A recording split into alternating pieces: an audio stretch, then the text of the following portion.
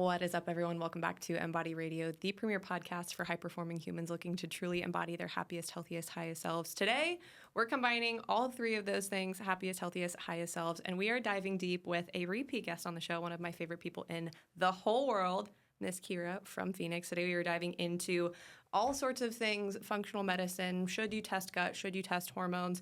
Should you try fasting? All of the things. So this episode is packed with so much knowledge and so much perspective. You're going to love it. What is going on, everyone? Welcome back to Embody Radio, the premier podcast for high-performing humans looking to truly embody their happiest, healthiest, highest selves. I am so excited because obviously if you are watching this, all the hand motions are necessary, but if you are watching this, we're in the studio. This is my first time officially at the Operation Podcast studio, and I am equally excited to have a repeat guest on the show, but for us to get to do this in real time in such a fun, cool place and to share with you such a fun, cool new offer that we have coming for you guys. So today we are welcoming back to the show Kira from Phoenix. She is one of our coaches at Phoenix, and surprise, surprise, she is now officially a functional nutrition and health coach at Phoenix. So Kira has always woven in functional health, functional nutrition, all of that into her coaching, but we are so happy to announce that we are just offering that full scale now. I'll have more details about that for you guys here soon, but for today, let's get into our conversation. Kira, give everyone a hello, let them know who you are, what you do, all of that jazz. Hello, everybody. My name's Kira. I'm a coach, obviously, as Emily said. I've been in the health and wellness space for a long time.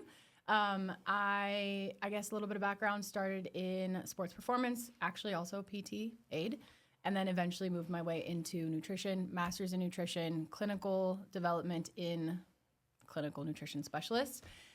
LDN, what else? What other alphabet soup do I have? What other letters we got? CSCS coming soon. But basically, long story, I take both worlds of like the sports performance world and the nutrition world and the functional medicine world and blend, because I think they're all too separate right now. Mm-hmm. That's actually one of the core things when, Kira and I were talking about bringing on a fully fledged functional offer into our work at Phoenix is there is a big gap between the functional nutrition space and kind of the stereotypical fitness space.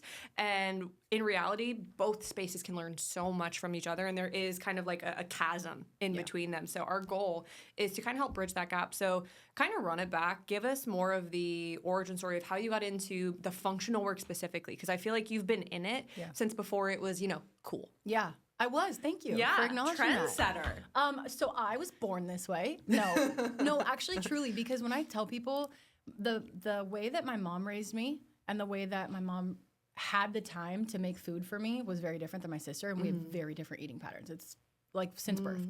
But as far as how I kind of found myself in the functional space, I feel like a lot of people had some sort of like issue that they dealt with. I did not. I just grew up this way. I knew that I loved quality nutrition. I started, like I said, in sports performance, and I loved the RD that I got to like learn from, but I didn't love all of the old school RD advice. So I went back to school. My intention was actually just to go back to school to have a more holistic approach to nutrition for athletes. The athletes that I was working with. And then I kind of fell in love with all of the interconnectedness of, honestly, it started with women's health when I had taken a course, and I was like, oh my God, nobody knows anything about these things. Like, this is just not information that we're taught. And then I had to do 1,000 hours of unpaid internship work. So with that, I just ended up with lots of clinical load, lots of clinical cases. So it kind of like separated. I ended up very clinical, very lab oriented, and then sort of have been finding my way back to where I started. So basically I went back to school to teach athletes to stop eating like shit. And then I ended up with like, oh, there's all these things that we can do for like humanness. So that's kind of where I started. I have struggled with my own functional medicine issues, or just, I guess, like health issues too, which is kind of where my spicy came from. I dealt with, unfortunately, I saw a provider that, in less words than more, kind of said everything was in my head. Sent me to get a MRI on my brain. Casual? Not because something was wrong. My prolactin levels were high, and it's standard of care. I can't be upset. But the way in which I was told about that was not safe, in my opinion. Like, here I am, little 22-year-olds, and I'm like, oh my God, I got to go get a brain scan. brain tumor. Yes. And nobody's thinking good things. When you're like, MRI, you're like, yes. So you go in, you're nervous. You wait for 2 weeks for the results. Anyway, so that's kind of where I took that experience and was like, I am never, ever going to treat patients like that. So the way that I show up, this sassy little, I don't know, whatever label you want to put it, I'm literally like this with my patients and my clients. It's the same. I don't like put on a little lab coat and I'm like, like I'm talking to you like a normal person. So well, that's been consistently both in personality and approach. One of my favorite things about your approach is, for one, I personally think the functional medicine space, it's, very like patchouli kumbaya, like no, that's not our vibe. No. That's not like, I don't handle being coached that way well. And like, I know that there's people that are dealing with very real functional things that don't want that approach. And so that's one thing that I really appreciate. But then also for you, both in how just your personality is, but also in how you coach through functional things. And this is kind of launching us into the conversation about the current functional medicine space and functional nutrition space, is you coach from a very realistic place. It's not, how many things can I remove from your life to improve your gut health? How many intense protocols can I put you on? How many thousands of dollars of supplements a month can I put you on? It's how can we do the most with the least first? And then if we have to escalate that, we do it when and how it's appropriate. So what kind of got you to that place? Because it is very different from what I see in the functional space. Is that just kind of how you were always taught? Or did you kind of have, double click on that. How did we get here? Yeah, no. I think, and I can't speak for everybody's education, but we were taught, this is the problem. Here's the 1,700 things you need to do. There was no clinical application of like, talk to this person about their stress. What does their lifestyle look like? What does their nutrition look like? Do they move their bodies? And to me, I remember being in school, right? I remember these people teaching me these specific protocols. The 4-hour protocol I'll never fucking forget. And I don't use. Never use it. What is it, just for people that don't know, that are listening? I couldn't even tell you. Like, remove, replace, re-inoculate. I don't remember what the other R is. Basically, it's like this supposed to be foolproof way of this is what you do when somebody presents with a problem. You basically take everything out. You put in a bunch of things, supplements, etc. And then, they should be perfect. And I'm like, okay. So I remember being in school, and I literally, through and through, this is me since I was a child, I would be in class and be like, why? Like, why that way? I can see this very clearly. Or like, what about this thing? And I remember thinking to myself, how in God's name am I going to put somebody on a full-blown like gut protocol, but they don't even move from their desk? That's it. Like, it's their desk, their bed, the couch. Like, and not demonizing anything, more so of like, we got to treat people like people. Like, we have to look at people's lives. And so that is not what I was taught. No, I remember in my internship work, loved my internship work, but it was so intense that I was scared to do anything with people. And I mean, part of my internship was like, don't ever track macros with people. You're going to start an eating disorder. Yeah. And I was like, well, I work with athletic population. I need them to know how many carbs to eat or whatever the case was. And so I remember having like specific protocols. And at some point I was like, this isn't working for people.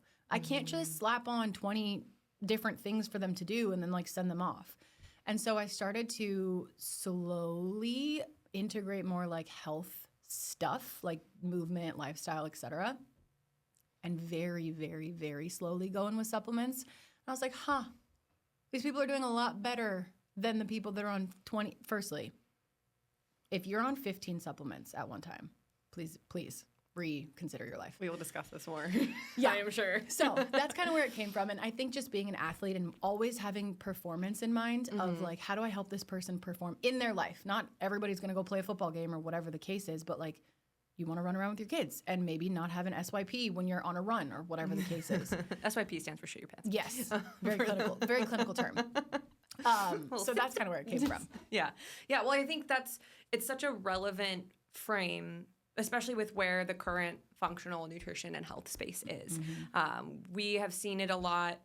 I have even experienced it. Just the level of intensity and rigidity that a lot of functional practitioners are putting their clients through to get a result. So can you talk a little bit more about, even just in your experience, some of the things you've seen, even with like clients coming to you at Fenix, coming from really functional protocols, and kind of what's happened, where they've landed, and did that approach actually help them to the degree they needed, or are you still kind of having to go back and fix things, and now maybe even more things?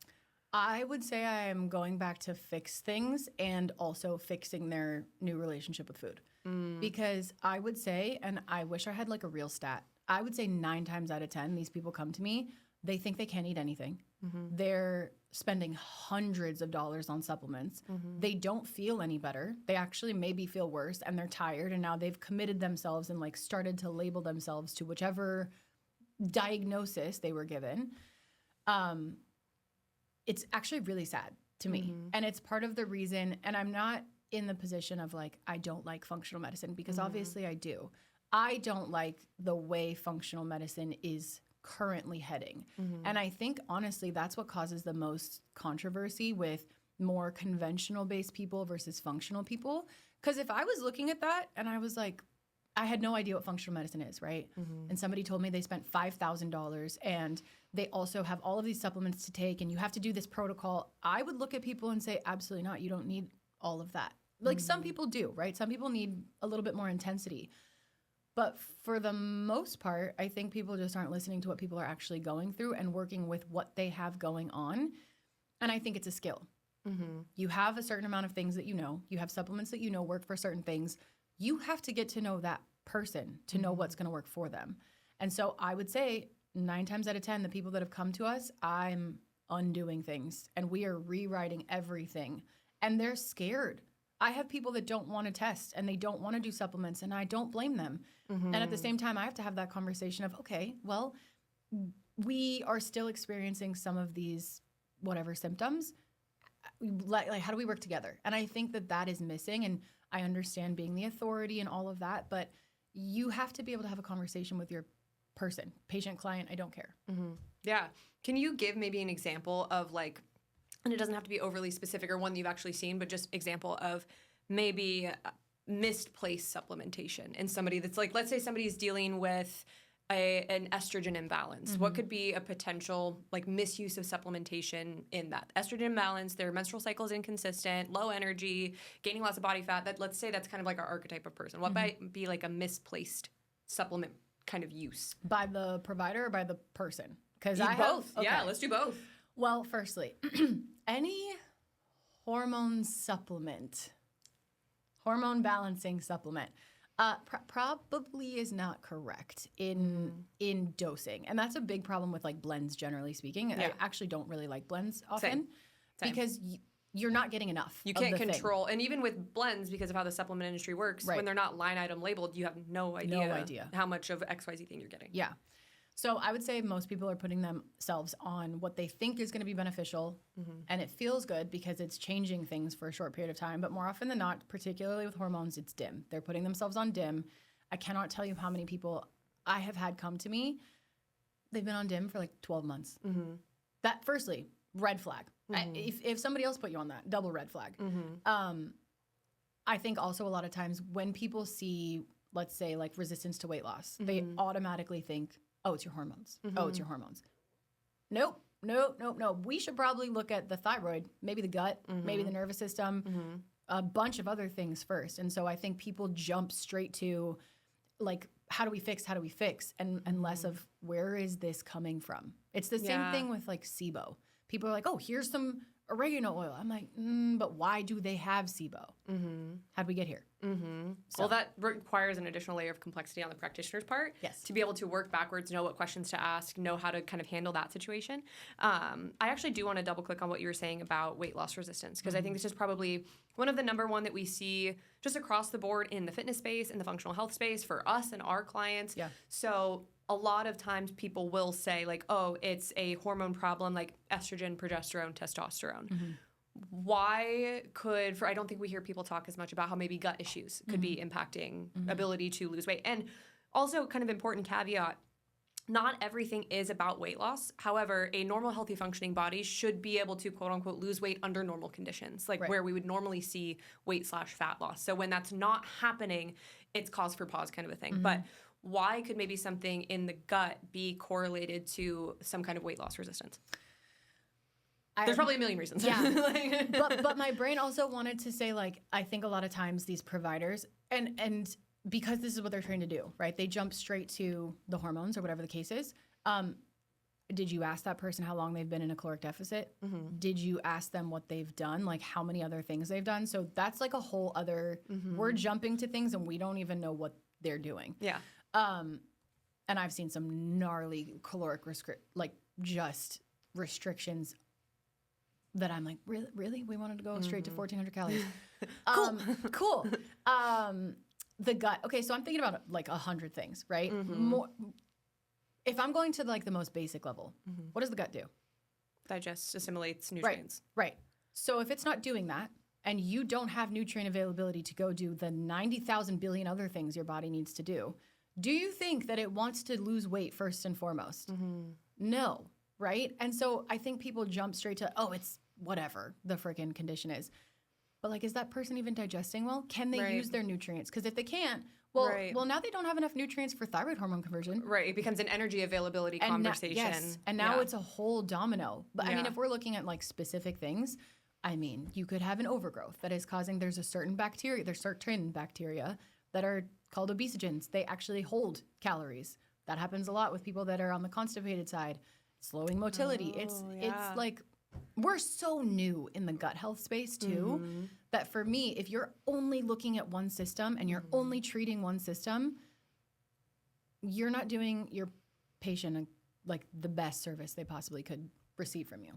Absolutely. So kind of then piggybacking question off of that, because I do think for a lot of people and a lot of providers, first line of defense is, oh, let's go get your hormones tested. Yeah. So sometimes that's not always the correct place to go. So how do you as a provider, first of all, where else could somebody go besides just hormones as far as testing, and kind of how do you determine what's our correct starting point? Even if we are experiencing some hormonal related issues, how do you determine if that's the 100% correct place to start?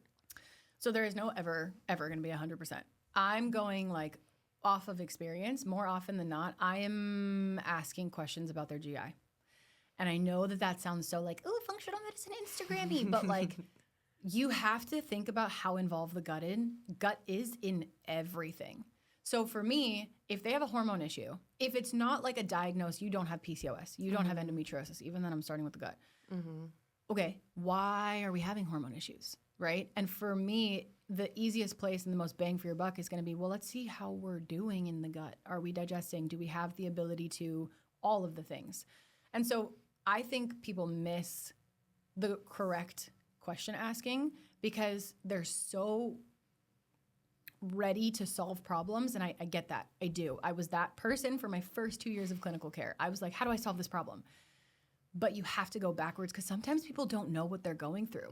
I can't tell you how many people I've asked, like, okay, well, how's digestion, right? And I had to really train myself to ask specific fucking questions. Oh, they're like, it's great. Yes. And I'm like, yeah. And I'm like, the whole house is falling down. Right. And I'm like, okay, well, tell me about, and we get detailed. My clients know. We're talking about the color, the shape. Oh, yeah. I'm like, everything. Right. There's no such thing as TMI. And I love when clients say, like, I'm sorry, this is too much information. It's like, no, I asked for this. Yes. I asked for this on purpose. I'm like, the more, the better. And people will be like, oh, I didn't even know that and I'm like, yeah, exactly. And I think part of that is like, there's also this super push of information on Instagram where now everybody thinks they're broken somehow. Like, I didn't poop for 2 days. I'm like, well, that's okay. You're going to be okay. Sometimes. Right. Yeah. So it's just asking the right questions from a GI perspective, from a total perspective. But usually I'm going straight in for the GI first because my thing is, I'm not going to get all of like the nerdy science, but we can't get to hormones unless things are functioning well. Yeah. It's like the last thing your body needs to do. Your body knows I don't have to have a period. I can still function. So hormones are like bottom of the totem pole for the body. So what you're saying here is just because I really want people to hear this, like if you have a hormonal problem with a concurrent gut problem, trying to address hormones first probably will not work optimally or at all so long as there's gut things going on. Yeah, well, let's just even think about like phase 3 estrogen detox or elimination. you got to be able to get it out, right? So if you're constipated, now we have a whole other problem. If for some reason you have high beta glucuronidase, which we will see in a stool test, well, now we have a high estrogen issue potentially. So again, I'm going straight to the gut. Why is that already there? And for me, it doesn't really do me much to start with hormones if we're not optimally having bowel movements and again, all of those pieces first. Absolutely.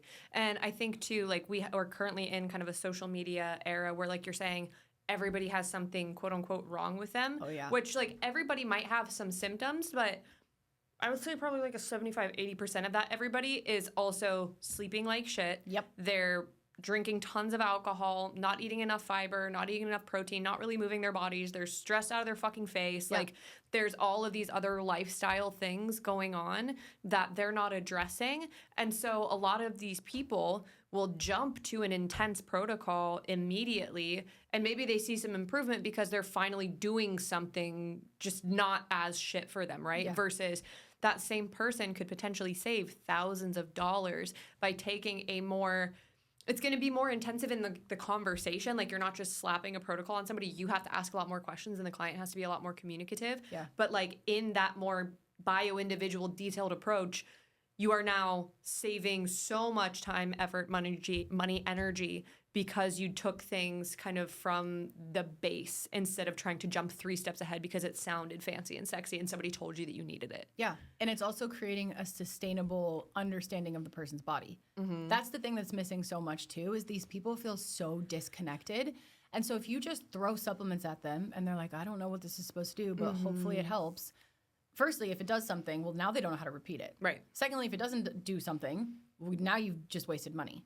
So to me, why wouldn't we spend time educating that person in like the specific things and why their body responds that way, and then maybe get to some of the more intense stuff? But because then they won't need you forever. I know, God forbid that you are not needed, and people graduate from you and move on, and then because you are good at your job, the other people come in. But like, I think there is such a weird thing that I've noticed in the fitness space and in now like the functional space is so many people are trying to propose that they have this like secret formula. And like, there's business coaches that teach that, right? That it's basically like you're taking a very basic principle and rebranding it as something that's yours, like this formula or this matrix or this system that you came up with.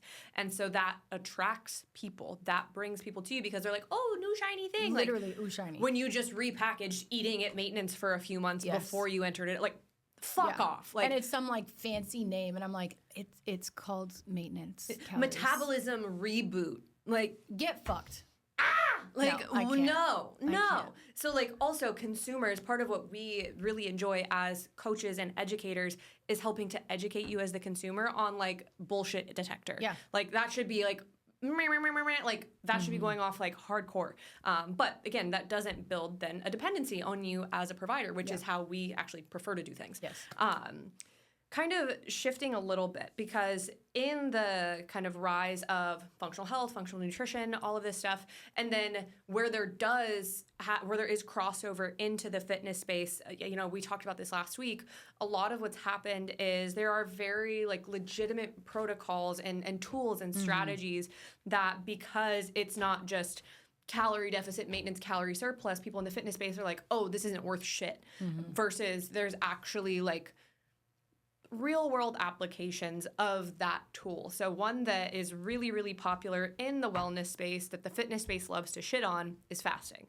So it's one that I get asked about all the time. It's one that I'm sure you do, that pretty much everyone does, that every like science-based fitness coach is like, no, it's bad. When like there's a lot of science to support literally. fasting. So first and foremost, we'll go high level, then we'll kind of like funnel it down. Yeah, like gearing up. But high level, then funneling it down. Fasting just as a general protocol, not necessarily for fat loss. That's something that I want to make super, super distinctly clear, is that it doesn't have to be through that, myopic lens.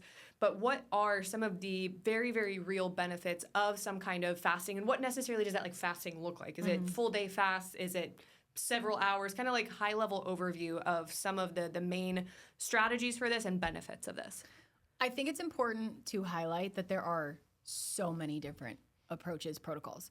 And some of them are very like cultural, traditional. And I think my biggest gripe with everything that's so polarizing is that people aren't taking other things seriously just because they can't understand it or didn't try to understand it or there's no science behind it. News freaking flash. We're not going to have research on stuff for years. Right. It takes too much time. Well, and some things we never will because research doesn't give a fuck. Correct. Like anything in women. We So, when we're thinking about fasting, there's a couple things, and I'm going to be very general and broad because God knows. Lots of research. Lots of research out of USC, actually. Interesting. And San Diego, somewhere in San Diego, UCSD, I believe. We're thinking about autophagy, and so we're basically supporting with cell clearance in less ways than more. Yeah. So explain autophagy to me like I'm 5. Okay. So long story short, we in the United States eat all the time. Right? That should be somewhere. And it's too much. And we're just constantly bombarding. And we also have inflammation. We have stress. And we have all of these buzzword things that like are very real to the body. So if we allow some time for the body to just do its job, it basically gives itself space for something called apoptosis, which is programmed cell death, which is important because if we have like little... I'm just going to be like so remedial. If we have like little yucky cells, we got to get them out, right? And so it helps with just general kind of like turnover of cells, of all of the things.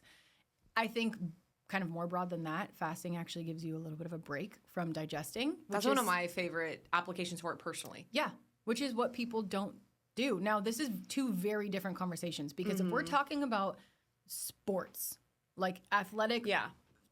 elite sports. Yeah. We're probably not going to do too much fasting because I need that person to have carbs and it's all the the whole time. Thing. Yeah. But in the general person, like normal human being, you probably don't need to be digesting food all day long. Yeah. And all night. Yeah. And so if we can just create a little bit of space, we're creating a little bit of room for your digestive system. A lot of times people will feel a little bit better. And so if we can keep doing that and also adding on all of the like biological, physiological health benefits, why would we not do that? And so there's been this like super polarizing, absolutely not, no. But you're not paying attention to the physiology of the body. I have so many comments. Well, kind of back to the autophagy thing, what are some like real tangible benefits that like an average everyday person might get from spending more time in autophagy versus just constantly not having that? I think a lot of people actually get a lot more energy because you're not spending time doing other things with the caloric intake that you have. But generally, I think people have also experienced just changes in feelings of longevity. Yeah. Everybody's going to experience this differently, but overall health, I've seen people with like their biomarkers change significantly. There was a time, I don't remember, maybe 5 years ago, 6 years ago, where it was like fasting only. Yeah. And people have outwardly that were very public about that have said, you know what, maybe we don't need to do it to this extreme, but there are still all of these benefits from like LDL, cholesterol, glucose. Like there's biomarkers to prove that there's benefit. So overall, feeling better, it depends on the person. Yeah. Well, I think that's such a core thing because this is something that even in like my/our work as quote unquote fitness coaches, very real experience, right? Even just like for me, cognitively, I tend to have like slightly better cognition if I'm not having even just like a super carb heavy meal in the middle of my workday. So it's not even full fasting. It's just different nutrients. But then also like for me, digestive wise, if I, if I give myself a few hours before I go to bed after my last meal, so like at least 3 hours, then I'm sleeping for 8 hours. That's 11-hour fast. And let's say it takes me an hour like to get up and do my thing and have breakfast, 12-hour fast. My digestion feels great. And like that's not anything that's over. I think people think that like I have to be putting so much mental energy and physical energy into this thing where it's like, no, you just stop eating a few hours before bed, you sleep, and then you get up and like have a meal within like an hour. Yeah. And you can get so much from it. I think the issue was that because everybody was like, oh, it has to be 16 hours because God forbid we do anything at like a normal level. Everything has to be hardcore. Yes. I think really where we ran into issues were mostly for women. Yeah. People would just not eat until 11 a.m. And they would take like a boot camp class at 5 a.m. Yes. Like, So now we're talking about a bunch of different things. Now we got some cortisol in the mix, and we're talking about hormones, and you're still drinking caffeine. Like, that's different. And also, you use that as an excuse to eat less. That's a different situation than like fasting for health reasons. yes. It's just like people that choose to eat quote unquote vegan because they're restricting food groups. Yeah. Like, the intention behind whatever you're doing, even if you're like lying to yourself about it, like you can't lie to your body about it. No. It's gonna know. Yeah. And you will feel it. Your body will feel it. But when you're doing something with the intention of like, oh, I want to see if this can improve the way that I feel on a day-to-day basis and like actually measuring that, vastly different. I think even for people, and again, this isn't even fasting, but you talked about how like just as Americans, we are eating all the time.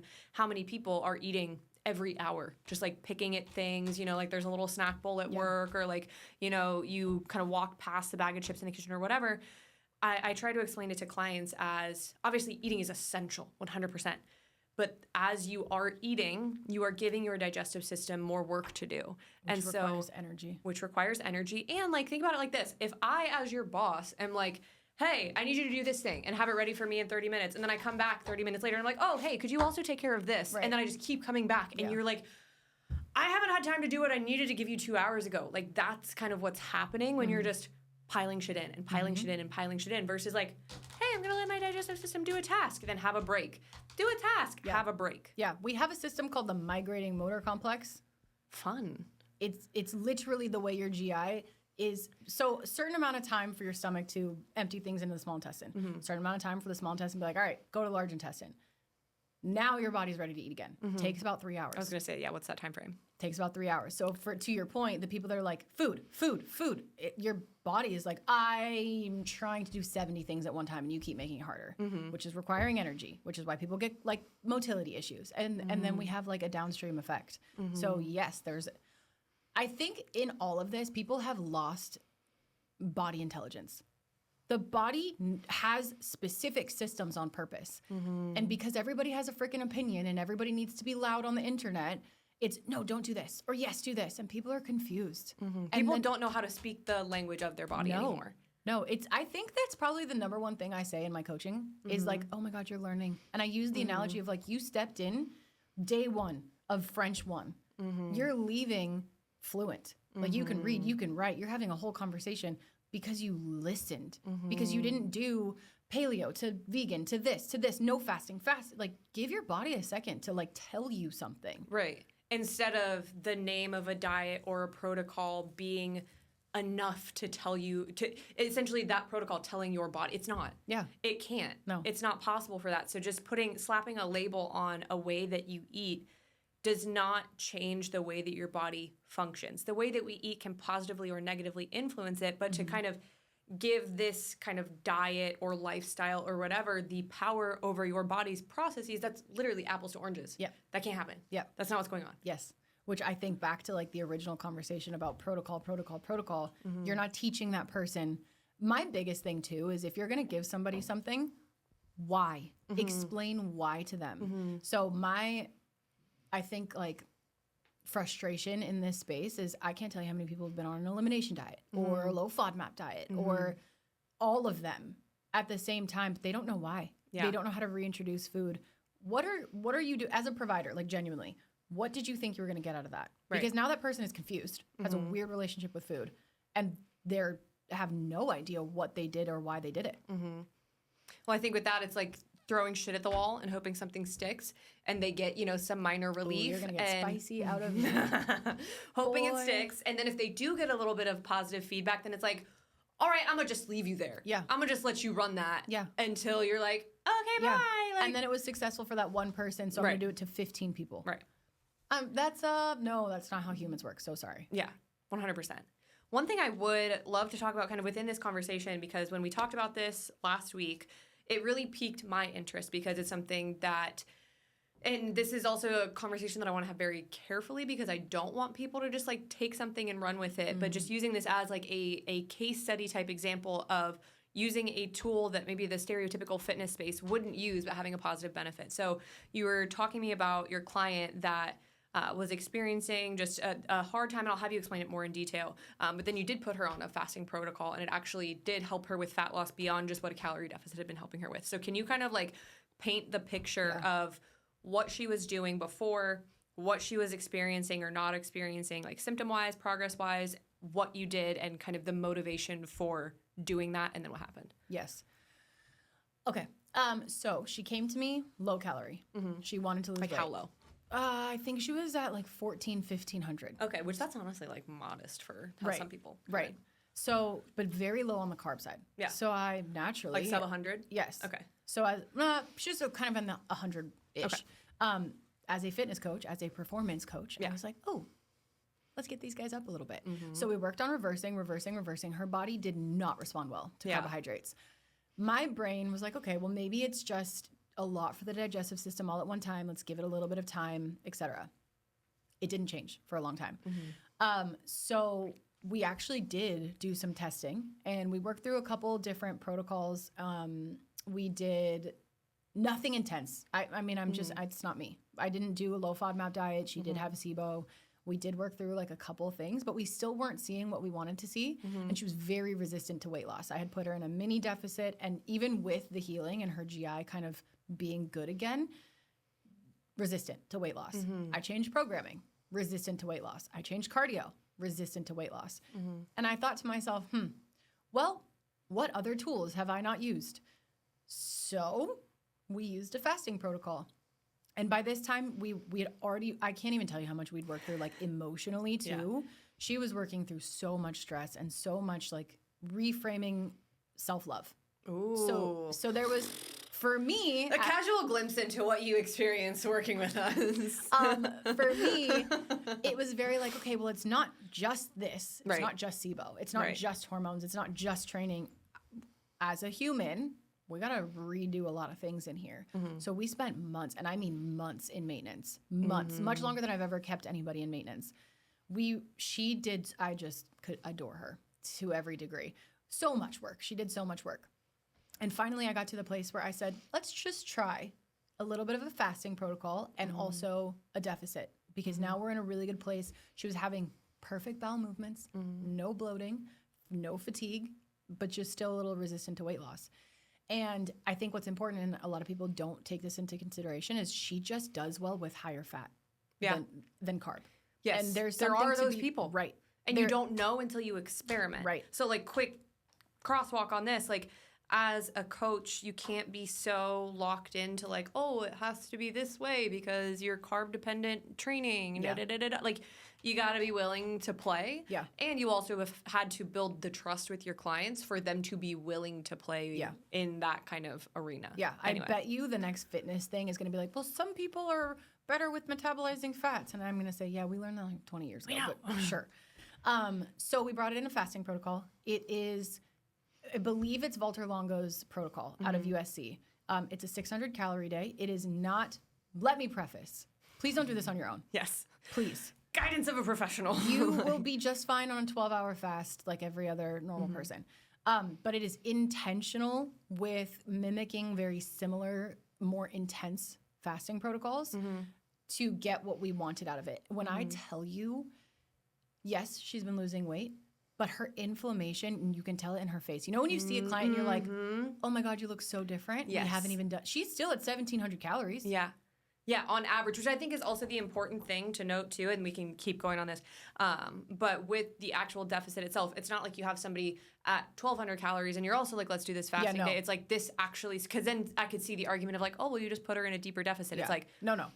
Pretty like for the context of like a general fitness female, losing fat on 1,700 calories is pretty fucking good. Yeah, thank you. Yeah, you're welcome. I know you lose fat on fucking 2,100 calories, so you don't want to talk to me. I just eat a lot, okay? You do. Kira eats like a linebacker. I eat more than my football players. If any of you guys are listening to this, it's embarrassing. For you, not me. It's impressive. For you, not me. Truly. So the 600 calorie is what we used. It's very specific. I hate using just the term calories because it has more to do with like amounts of protein and specific nutrients. And there's also other things like the elemental diet, which you could use anyway. Is the fasting kind of macronutrients, without giving it like full, because I'm sure it's a little bit different for everyone, is it more dominant in one macronutrient than another, or is it pretty balanced? Just by way of caloric intake, it's more dominant in protein than anything else. But I would say protein and fat prioritized. Yeah, just because of the allotted calories. Yeah. So she's doing that one day a week. I'm assuming on that day she's probably not training. God, no. Yeah. No. We had that conversation. I said, ma'am, this is a rot day. Or like, go watch your kids' basketball game. Work with us and have a rot day. Yes. That's what we're here for. Right? But I think all of those things are really important kind of specifications and details because like we talked about, there's always that woman that's like, ooh, let me eat as little as possible and then go run a marathon. Like, that's actually going to work against you, most likely. I have so many things to say about marathons, too. And not that I hate them, but I've been doing an odd amount of research in gastrointestinal issues with exercise and how to, like, modify. And I'm in this position of, like, you guys, if you're having you have to focus on the healing first. Your GI is not here for the shits. Yes. Pun intended. Yes. Ha, ha, ha. Ha, ha, ha. I'm going to pause on that because I'm going to come back to that. Because one last question on like the fasting protocol is, do you have like a hypothesis on why this particular strategy worked better than what you were trying before, related to like the fasting specifically? So it's okay if you don't, because I know all this is very new, but I'm just curious. No, I mean, I think, to be honest with you, had we done this fasting before she worked through all this mental, emotional, it wouldn't have worked. Talk about that. Double click there. Well, here's the thing. Your body is smart, and I'm back to body intelligence. It's there's something to be said about, I'm going to use the word psychoneuroimmunology because it has to be said. That's yummy. Yeah, it's a really digestible word. I think that being able to kind of even receive some of that in like an energetic way without getting like hippie woo-woo is very important. I think she would have just kept resisting. I think there was so much pushback in the things that she was dealing with from a nervous system and a psychological perspective that once she worked on that, and not my scope, just was there for support, she was able to just like physically release things. Now, the reason I think that the fasting has worked for her is because, back to the conversation, people don't take time to fast. Yeah. In just a normal day, like a 12-hour, like you just mentioned, I stopped eating at 7 p.m., I ate again at 7 a.m. Not that difficult, right? But it just doesn't happen. People have busy lives. Right. People go out to dinner. So it's like a very specific programmed day where I think it takes a lot of the thought out of it because she already has that day planned. She doesn't have to think about it. She moves on with her life. And there's an extended amount of fasting time versus like little spurts all the time. Yeah. Do you think there'd be any application for that? Because like whenever I hear of a tool being used, I'm like, okay, like where else could we potentially apply this? Do you think there would be any utility in having something like a much lower like fasting mimicking kind of day for somebody that's in maintenance or at a surplus, so long as we're not training on that day? Do you think there's any kind of like utility there just from a health perspective? Yeah. I think it would be, I mean, I'd have to look at the research as far as like specifics, but I think it would be generally in the same realm as far as if we fast 12 hours a night. It's kind of the same idea. I think, honestly, my mentor years ago said metabolic flexibility in a way that I had never thought about before, where like he was like, sometimes it's going to be worth it to just challenge the body. Go in periods of high carb, go in periods of low carb, go high carb, low carb, do more of an animal base, do more of and I think that people get a little crazy with that, and then we have too much all the time. Yeah. But I think it's worth observing how your body responds and playing with it, especially in maintenance or a surplus. You have more room to play with things. You're already in a lower stress state. Right. I also think too important to reinforce that with these kind of things, and like shameless plug, it is much more intelligent to do them under the supervision of a professional, because I think where a lot of people also get into trouble is they see fucking Paul Saladino on Instagram doing whatever shit he's doing on any given day, and they're like, oh, I'm going to go try this for myself. And then before you know it, they've been eating bull testicles. for 3 years, like, and that's it. Like, That's their morning snack. I'm like, God, you go get your vitamin A tested. I'm also like, where do you even find these things? Like, I don't know. But no, and so then they do these things for super long periods of time, no support, no monitoring, no nothing. And then it's like all of a sudden, quote unquote, one day you feel like ass. Yeah. But then they do another intense thing. Yes. And then another, instead of like, okay, well, let me come back to like a good foundation. Yes. And then I'll try something else. Yes. And I think one of the benefits of having a coach, because that's what we do, is there's weekly check-ins with your physical. Like, yeah, I want to know about mental, obviously, a lot. But like this, I'm able to track. Yes. And I will be able to say, hey, your digestive system is not doing well with that. Right. So like, let's not do that. Well, I think that's also part of why our clients get such a crash course in body language, like that internal language, is because we ask about it every single week because we need to know. Yep. And also because in asking you, we are teaching you what questions to ask and what things to pay attention to. And so then you just start asking them yourself. Yeah. And I'm like, love how this works. Yeah. Everybody's getting what they need. What do you, and this is, very varied question, but if somebody is trying a type of protocol, is there kind of like a certain amount of time where you're like, this is the minimum before you should try and do something else when it comes to maybe more like animal-based or even like a fasting protocol? Because I think something else that people do is they program hop. Yep. And then nothing works. They sure do. Yeah. They sure do. And then your body's like, what? Where are we? Yeah. Exactly. I feel like that's kind of like if you travel. Let's say you traveled for 3 weeks straight and you were going like internationally. At some point, your circadian rhythm is confused and your whole body is like, exactly what time zone are we in? That's what your body's doing. Yeah. I don't know if this is based on any reality. This is just kind of like experiential. I feel like 2 weeks is the minimum to try something. Now, with some of these other diets that are a little less like intense in that way, maybe 4 weeks. And I mean like minimum to just know, do I feel any better? Did I sleep any better? Do I have less stress? Am I recovering better? Minimum. That's usually, if you don't feel anything in 2 weeks, and I think we talked about this with the low FODMAP diet, if you're not feeling significantly or a little bit better in 2 weeks, it's probably not the right one. Yeah. At least with low FODMAP. But I usually, because also too, you have to think about adherence. If you're telling somebody to do something that's like pretty life-changing, and you say, good luck, for how long? Like, right. So I usually, and I will make it like a funny thing. I'll be like, just entertain me. Like, let's just experiment with this for like 2 weeks. Let's just see how this goes. And more often than not, since the person is paying so much attention, they know. Like, it's not feeling great. Okay, cool. Let's change it. That's something that I think people don't.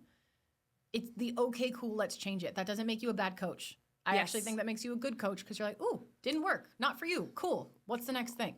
Yes. The willingness to be dynamic. Yes. And because I think where like the ego part for coaches comes in a lot is it's very hard for them to say, something I did didn't work. Yeah. And so like, we're just going to we're going to double down on it. Yeah. To hope that it works because I'm doubling down. And I think that's the same thing in functional medicine protocols. Yeah. If it didn't work, instead of just saying, that was not the right thing, it's like, let's do this one instead. Or let's do this one too. And I'm like, how many firstly, none of those were even in the dosage realm correct. So like, that's why it didn't work. Yes. Okay. It's very passionate over here. Oh, I love it. That's why we're here. Okay. Circling back last one, and then we'll start wrapping up. You kind of started touching on just the research you've been doing into exercise tolerance and gastrointestinal health, marathons, all of that, and you had that little like glimmer in your eye. So please let it rip on wherever that was going. So, boy, oh boy. You know how when people get very defensive of like something's going on and it can't be that. Like you shouldn't take away exercise or you shouldn't take away carbs or whatever the case is. I think we've had this conversation as far as a lot of people thinking, well, you shouldn't just have to do Pilates to like feel better. And there's, let me say, there's a little bit of a way too much of a push of like gentle movement only. That's a whole different conversation. We're going again with the freaking pendulum swinging. However, if you have somebody with a GI issue, like you can't resolve it. You've done all the dietary things. You've done the calorie changes. You've done whatever. Exercise needs to be the next one that you modify. And I don't know that it needs to be so intense of like, don't resistance train, only do Pilates. But there's something to be said about again, giving your body a little bit of a second to recuperate and then reintroducing things. And so I think the research right now is 70 to 80% capacity, like max capacity for over 45 minutes causes GI stress. Now, some people are more sensitive, right, and some people are going to have a different experience. But it's worth taking that into consideration when you have somebody like a marathon runner who is going for hours, who already has a whole different, you're dealing with GI things. Like, we need a whole system for that. It's worth talking about, like, maybe reducing exercise or reducing caloric intake. And that's, again, where, like, playing with different tools comes in, because it's not just this one and it's not just that one. So I think that's where the functional medicine world and the fitness world keep clashing. Yeah. Because functional medicine people are like, you need to do gentle stuff. You need to stop eating carbs. And fitness people are like, that's not correct. Like, that's not going to work. And so it's just like this constant fighting. And I'm like, why can't we just see each other's perspective and then work together? Right. And like take a little bit, like take a bite over here, take a bite over here, like sprinkle the ingredients together, because like there are going to be times, and you and I have both experienced this in our time as fitness coaches, where it's like, hey, we want to help you live the life that you want to live at the performance level that you want to perform at, in a body composition that you love, all of those things. We want you to be able to do all of those things all at once. There might be a time when you can't, though. Right. And we're going to do everything that we possibly can to like help you run that marathon while keeping your gut and your hormones healthy and all of that stuff. And also, if there's a time when we're getting feedback from your body that it's not okay with something and we've tried everything else, we got to have that hard conversation of like, hey, this is the last piece of this puzzle that we haven't adjusted, and having information to like back this, even if it's just case studies, right? But this is the thing that we got to tinker with now because we haven't touched it, and it could be having a huge impact. And so will you just, like you said, entertain me? Let's see how we feel doing this for a couple weeks. And then you get up and are butting up against like people's, identity within their sport or this or that. So it's a shitstorm. Yeah. But that's the work that we do to try and get you to that place where you can have it all the time. Yeah, but I think that we do that so well because we're willing to study this discipline and this discipline and this discipline. I think part of the issue in this space generally, in health right now, is that if you're functional medicine, you're functional medicine. Yes. If you're Chinese medicine, you're Chinese medicine. If you're Ayurvedic, and it's all of those groups help people. Right. So why would we not like integrate? Obviously in this space, it's a little less of like Ayurvedic and all of those, which I respect entirely. But like you said, I think it's really an ego game. Unfortunately, I think a lot more people need to be okay saying, oh, that didn't work. Let's change it. But that does require trust with your person.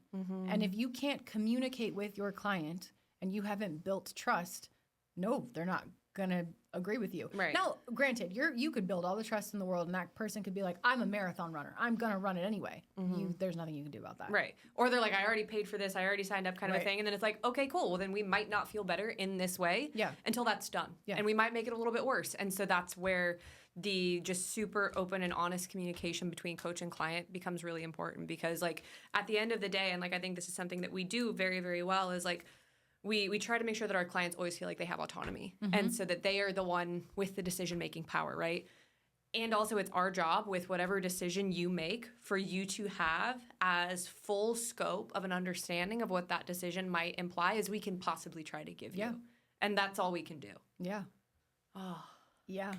It's a fun job. It's a crazy job. It really is. I think about this all the time. I'm like, I couldn't have just been a ceramicist. Like, no.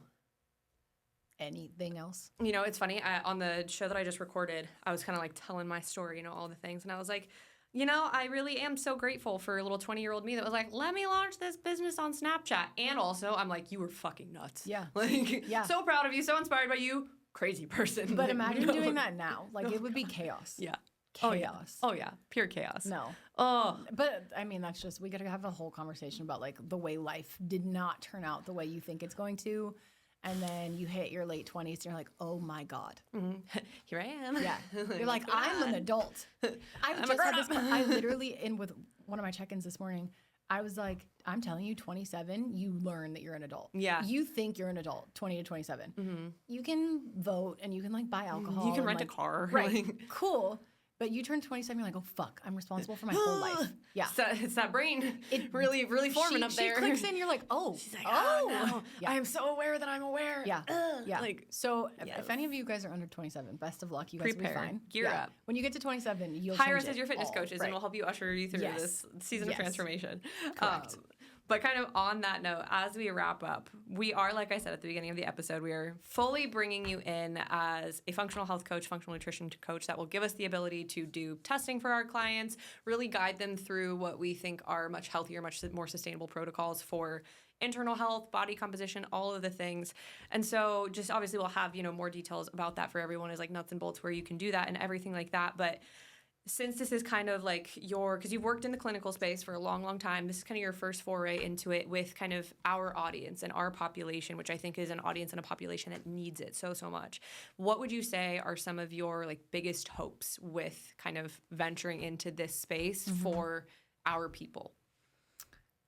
Honestly, I think my biggest hope is that we can support all of the physiological, all of the aesthetic, all of the goals that you have without you feeling like you have to stop living your life, without you feeling like you have to do some extreme shit to get there. And honestly, the same value as far as like establishing trust in your body, learning your own language with just a little bit more depth.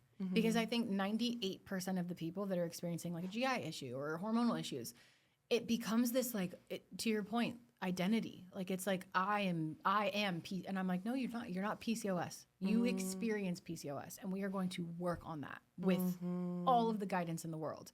And so genuinely like a safe, trusting place where this is somewhere that we're going to talk about everything. We're going to talk about gut, hormones, poop, everything. Right? You're so excited. It brings me joy. And honestly, some of the feedback that I get is like, you're the only person that's ever tried to put the pieces together or like cared enough to ask me different questions.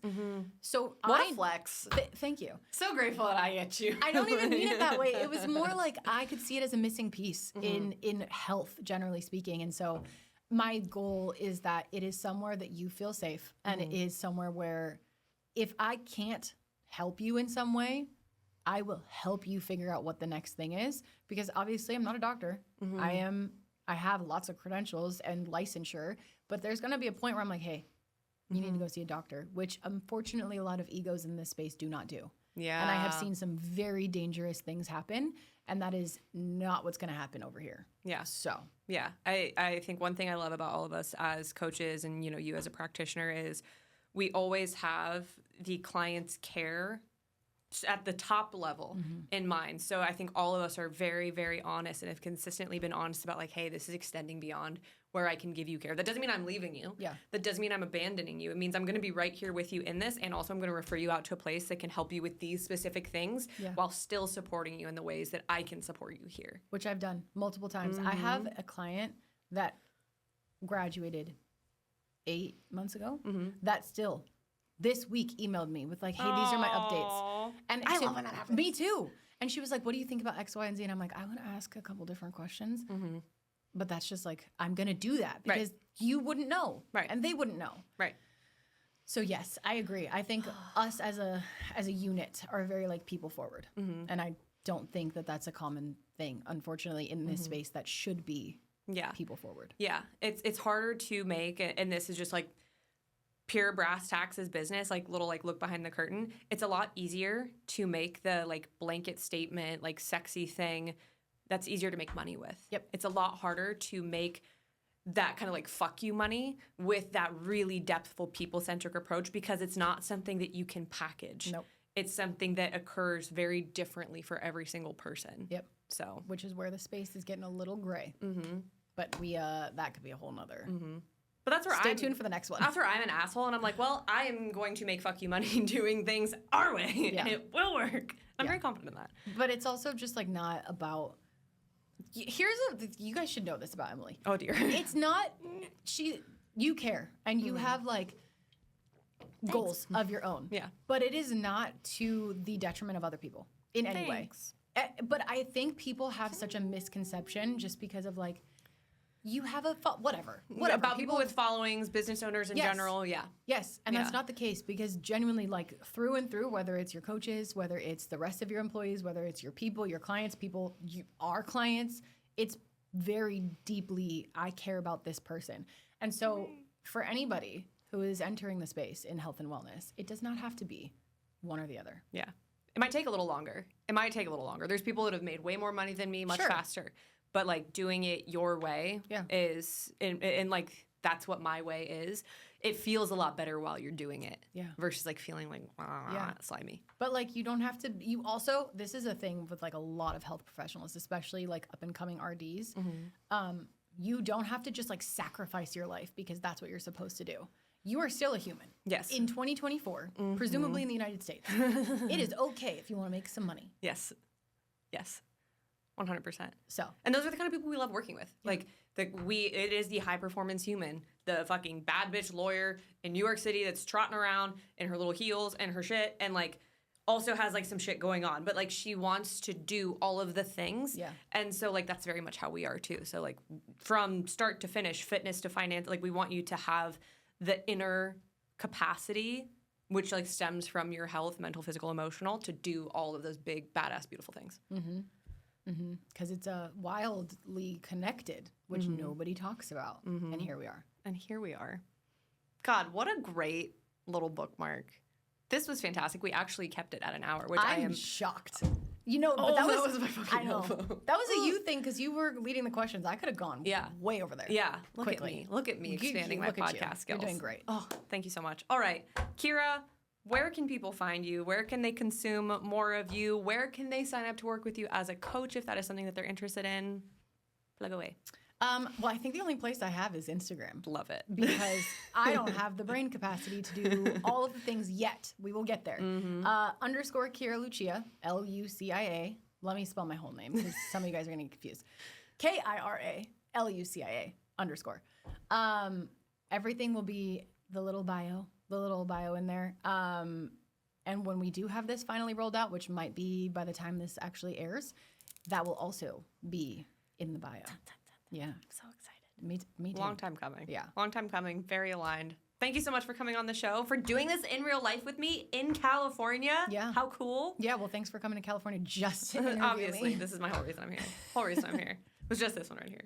But this was fantastic. Thank you so much. Yeah.